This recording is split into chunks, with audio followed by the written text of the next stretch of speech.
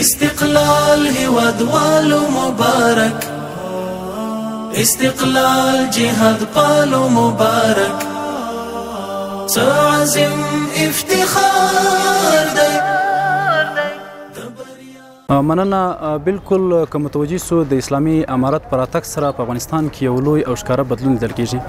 ځکه چې کله چې د اسلامي امارت راغی نو دلته تر ډیره پورې زورواکې ډلې له منځه لاړلې، او بل علت یې دا و چې زموږ او ستاسې د خپل کلتور او فرهنګ عملي کېدل هغه څه و چې په ځوانانو باندې او په نوي نسل باندې یو بد تاثیر غورځولی و چې له غرب نه کوم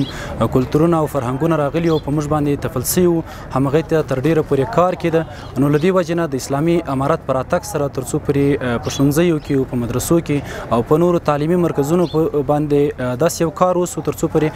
د ځوانانو ذهن جوړ سي او دوی ته فکري زده کړه ورکړل سي، تر څو پورې هغه ناخوالې چې په 20 کاله اشغال کې دوی ترلاسه کړې وي او دوی تر تاثیر لاندې وو هغه یې له منځه یوړلې.